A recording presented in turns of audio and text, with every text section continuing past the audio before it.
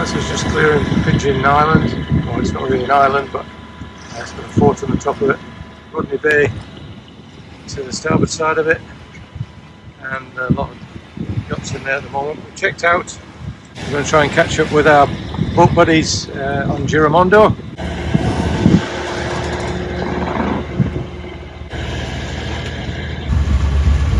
Arrived quite late and checked into Port de Marin. Mary's up on the foredeck looking out for fishing pots, which are composed of little tiny plastic bottles over here. You can't see them until they're right on. See her on the foredeck there. She's got a new shorts on today, which she's very proud of. She's got in Martinique. What are we up to now? We're sailing. Oh, we are on a jenny. Heading round to ST Pierre, the top of Martinique. Change of view. A lot of dolphins and everybody's following them. It's a bit extreme, but yeah, it's just... Yet more signs of boats washed ashore following the recent strong westerlies. We're hoping to see evidence of a disaster much older, over 100 years ago in St Pierre. Quite a big swell here coming in, so to make sure the dinghy's secure we have to drop an anchor further out, just a little stern anchor, and then we've got it tied to the jetty. So what we don't want is the dinghy to get underneath the jetty. Nice little church, public church in fact. It's the centrepiece of the village, I think. The Caribbean islands we've been visiting are mostly volcanic in origin and were formed by a moving hotspot beneath the Earth's crust. Martinique hides a sleeping giant. Pele is its name. It's a volcano which awakened in 1902 and killed 30,000 people in the town of St Pierre. Definitely got its hat on, and you can understand that thing blew up, how much damage it would do locally. Nothing would survive around here. Now, my idea of a volcano is a cone spewing lava and smoke up into the air. However, Mount Pele is a different mountain. When it erupted, it was an explosion that threw rock, ash and superheated gases high into the air. And when the weight of the material slowed in the air, it fell back and sped down the sides of the volcano, creating a flow too fast to escape. When it mixes with water in rivers and streams, it creates a mud flow called a lahar. And this is what's happened on the 8th of May 1902. Then at 8 a.m. a huge explosion caused a pyroclastic flow which sped down the southwest side and buried the town, burning and felling buildings, and it was fueled further by the huge stores of rum that were stored for shipping. Only survivor from the town was a prisoner held in a jail cell, windowless and underground. Eruptions continued throughout the year, and 800 rescuers and returning occupants were killed later in the year as eruptions in May and August. Entry via the town pier looks typical on a Caribbean island, but as you walk through the streets, the remnants of old walls and buildings built upon the remains of previous occupation come to light. Well, fishtails from marlin, or certainly sailfish of some sort.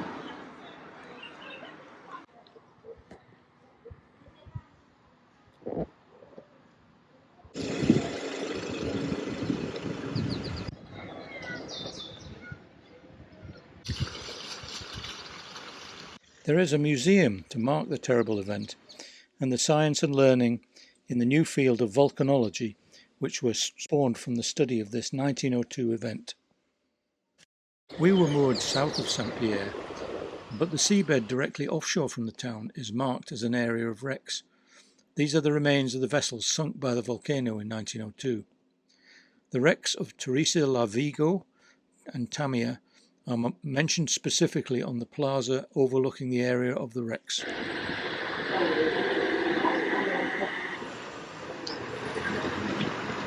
Church is under restoration, some with towers on it. It's been recently painted. Beautiful building. Having checked out St Pierre, we decided we'd go on a local river tour. The initial stretch of river didn't seem too friendly. The freshwater fern. Dominica has 180 different types of fern. 180 They different all are ferns. endemic species. So it's an iguana, and there was a little bird up there. It's just hiding in the trees.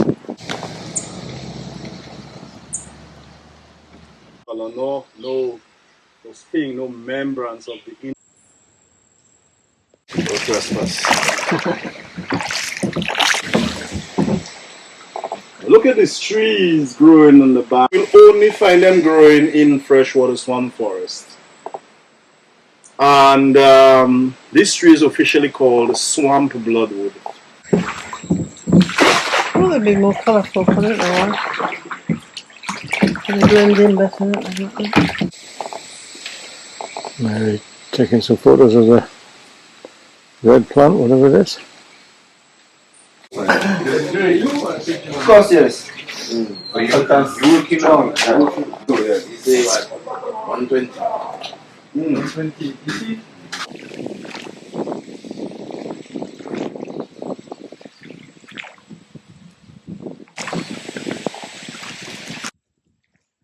Those of you who have watched the Pirates of the Caribbean films will recognise this cabin. It was in one of the scenes from the films.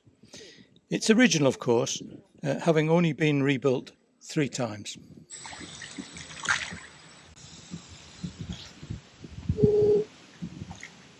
Albert's taking us to shore to get us some customs.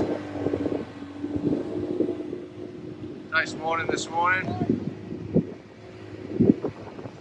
but it did rain a lot last night. That's us just leaving Dominica. Just had two nights here. Checked in, did the river tour and then left. So we know what it's like here. It's a nice anchorage, as long as you're not getting westerly winds. And yeah, we like the island. It was quite pleasant. The island's very green, nice clear bay to anchor in, and yeah, the boat boy Albert was very nice.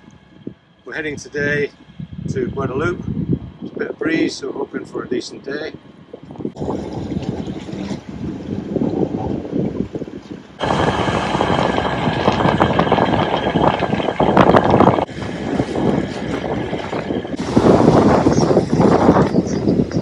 Between Martinique and Guadeloupe is a lovely group of islands called Île des Saints. As us approaching the Île des Saints, these islands were discovered by Columbus, and we found them on All Saints' Day. That's why they're called Île des Saints. French protectorate. An interesting approach. You can either go through and in through that gap, or through this gap. This gap down here. The one up here is not very well charted, so I decided to avoid that one. Another wreck on the beach. The result of that storm we had. Looks like it's been any actions to take it off the beach. Hopefully all okay. The main anchorage is quite large. It's off the main town of the Île de Terre de Haute, which is, I think, means land exposed to lots of wind, or high lands.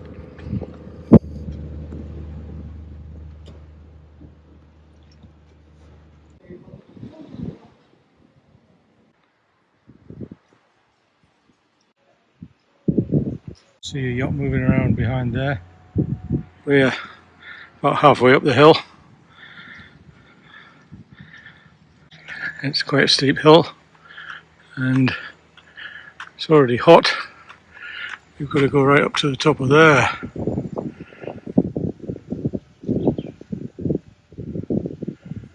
Seems like a long way.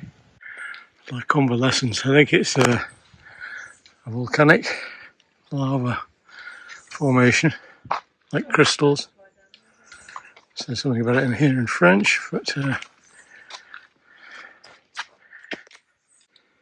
this is what it was all about. Soldiers and prisoners Dug this, collected the water here, and it was used as a water source for the villages down in the coast. Must have been a lot of water came off this slope.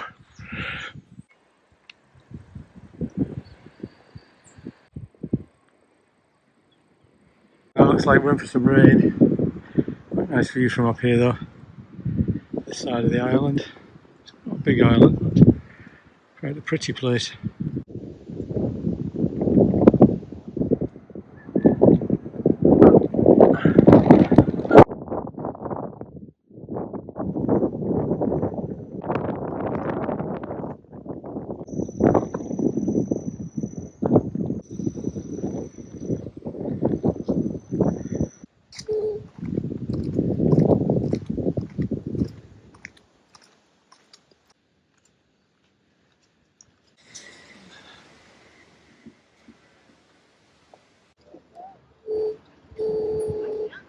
Up there. We've been up the top of that big hill at the back there. Doesn't look as high from here, but boy. That's the hill we just. Lunch today. We've climbed the hill. We're shattered. We're shattered. So we're having some lunch. We've done that hill over there. We cycled up that hill behind us. And we've got drinks. That's probably what we need most of all is drink actually. A pretty old church here as well. There's a little spire on it as well.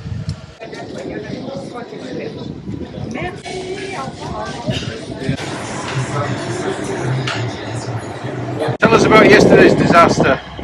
Well, we started off with the dinghy going to shore, the dinghy dock, and all of a sudden halfway across it decided to stop working completely. So you had to row the rest of the, well, a fair amount of the way until we got alongside Blue Pearl, who has just woken up, heard us splashing past. He actually came out and very kindly gave us a tow to the dock, where we proceeded to leave the boat because we had no tools. So we went and got our croissants and our pain de chocolat and our stick. And we went and hired 2 bikes with fat wheels, electric bikes. Climbed a hill. We got a quarter of the way up the hill and we had to Got soaked. abandon the boat, the bikes, and we had to walk the rest of the way, which was at times that way. Then we got rained on. Then we got rained on as we got to the top, which was actually quite nice because we needed cooling off. Then we got back to the boat. What happened then? Nothing. Couldn't get the boat fixed. Couldn't get the engine fixed. No, we couldn't get the engine fixed. It decided it still wasn't playing, so it started to rain as we headed to the boat. So we thought, oh well, we'll go back and go sit in the restaurant and have a beer. No, they were closed, so we thought, oh right, okay, we'll just go for it. I had all the dry washing in a bag, which we tucked under the seat and hoped it would stay dry. And a bag of the stick in it and God knows what else was under the seat as well. And it tipped down. It literally poured on us. And we were... So I'm rowing at this point. Yes, you were rowing. And Loving every minute of it. No. Absolutely drenched us. So then it stopped, and the boat was getting closer, slowly. And then we could see the next lot of rain coming, so I had to say, "Come on, you need to go faster." So she got the whip out. So I got the whip out. I went a little faster. We still got soaked. And we still got wet because it started to rain at us as soon as we got to the boat, and trying to get all the stuff off. And, oh no, it was just, yeah, we were soaked. And then when we and got it the wash, turned out half the washing was still in the bottom of the bag, was soaked as well, which was going on our bed last night. So eventually I hung it up in the sun and it dried out again, thank goodness. And all was well in the end. yeah. But we still got an engine to mend. So we're leaving Ile des Sons in Guadeloupe. This is a lovely little place. We climbed up the big hill behind us there yesterday, nearly killed us. But today we're leaving for Guadeloupe, the main island, and we're going to be there a night and then off north to Antigua. What does the skipper of today got to say? Oh, it's a lovely day. do with a bit more wind. We've only got 6.2 and we're doing 5.7. I think it's going to be a chug sail today, again. There's quite a loop over the far side of the channel. Quite a few ferries come across here. You can see one in the distance there. So, quite a big island. It's probably about 20 miles up the coast to our anchorage. So this is the Outboard. It's on the naughty step at the moment. It misbehaved itself yesterday. I think it's fuel. I don't really know. It just stopped. Obviously it didn't have enough fuel to keep it going. It would start and kind of almost keep going and then stop again and have to squeeze the bulb again. So it could be blocked jets, could be fuel pump, could be a few things. We'll have to wait to have a little go at that because it's not most accessible when it's on the dinghy or when it's on the support here. The step motor has been taken off. I've taken the top off, taken the recoil out of the way. I'm just having a look at the plugs. I've taken the bottom one out and the top one looks fine. There doesn't seem to be any problems with gaps or dirt or anything. Cleaned it down a bit. It was probably running white grey, so it means it's running okay. There's a little bit of oil on the outside of the plug, but not a problem. So we'll put those back in. They're quite awkward to get at, so you do need a cranked spanner like that to get into the socket where the actual plug is. Take the carb apart now and have a look at that. And there's nothing wrong with that. I don't think with the filter. The filter looks clean. There's no dirt in that. And it could be just a couple of particles that got moved and into the carbon messed it up. It does get used regularly, so I don't think it's like poor fuel or something like that, because it was new fuel that was put into it. Maybe a bit of water in it, something like that. Who knows? Anyway, I'm going to take the carb off, which involves taking the fuel pipes off, taking the linkages off, the intake, air intake, and then you can get to the nuts that hold the carburetor body on. The carburetor is that bit there in there. So the air comes in here, fuel comes in from the fuel tank here through this little fitting here. Plug that in, fuel comes down the side through the fuel filter into the fuel pump, which is this silver thing on the bottom. Comes out the fuel pump and then joins the fuel pump in it behind here somewhere. So you've got to take the fuel pipe off the fuel pump, and it's drained a bit of fuel that was left in the pipe. It seems to come away cleanly. To get to this little nut at the back here, you need an extension and an extension. I suppose worth having more than one of those. Carburetor out. We took the air intake off, so the two bolts just fit in right in here. We took those out. Next thing to do is to release this nut at the bottom here, which just drains the bowl, the fuel bowl. Nut off. We'll see if there's any fluid in there. Yeah, a little bit of fluid dribbling out. Not a lot of dirt coming out with it, so it looked pretty clean. I'm now going to retire to the table in the cockpit because I don't want to lose any of these bits. I've also got a 3M mat to sit them all on so I don't get dirt or move anything. We'll take the float bowl apart. Two screws either side, one there and one there. And then there's a gasket between the two, but normally it's reusable. So you can see the float bowl in here. The float bowl float to itself where the jets are. Some jelly-like stuff in the bottom of there, so that could well be. See it in the bottom of there. Could be to do with that getting in to the fuel system. So valves out. This is one. I think this is a. It's not a needle, but it's what distributes the fuel. And there was a little bit of dirt in there, but not too much. So clean that out. Spray it down with some. Use this carb cleaner stuff. I think it's some sort of solvent. And you can actually see through some of the holes. Well, you can see them there. Pull them out as well. So we'll now take out this jet. Have a look at that. This is the cover for the jet. And inside, right down the bottom there, there is actually the jet. So we're going to get in that with a screwdriver. So we've got 3 screws to take out, and then the plate comes off, and you can see the chambers where the fuel flows between various elements of the carb. Well, the work on the outboard was successful and she's running fine again now. Is it fixed? No, it's a dirty fuel problem, I think, so further work will be required, no doubt, in the future.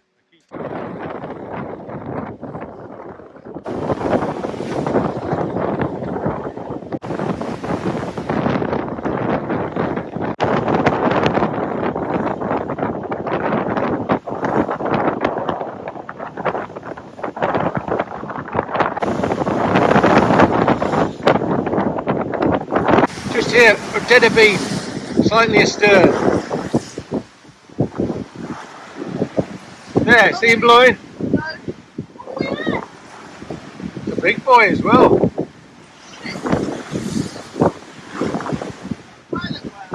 Oh, it's bigger than a pilot whale, that.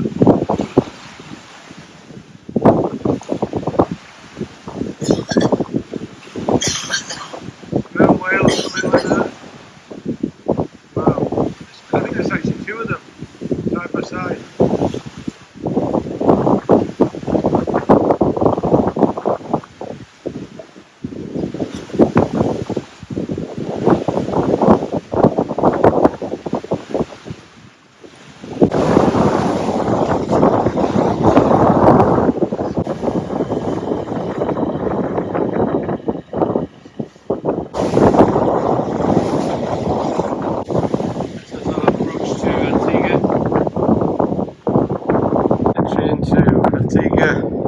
Falmouth Harbour, and we're in what's called Pigeon Bay, which I think is this beach here.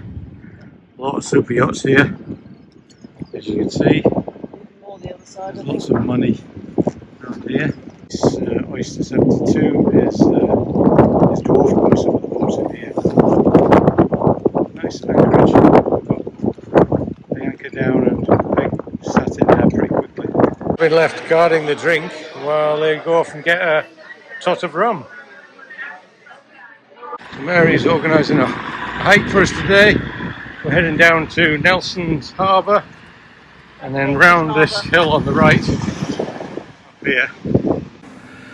Hi, well, the beautiful islands we've been visiting have finally revealed their volcanic origins. I'd have hated to have been there in 1902, but it's all peaceful now. Yeah, the river ride we took was great. Seeing some of the interior of the tropical swamp areas was fantastic. Ile-de-Sante Islands are beautiful and well worth a visit. They're French-speaking Caribbean microcosm, which we loved. Antigua next, and exploring the ex-British colony and its connections with the famous Admiral Horatio Nelson. So until next time, fair winds and following seas. Bye. Bye. What's flashing on your ears?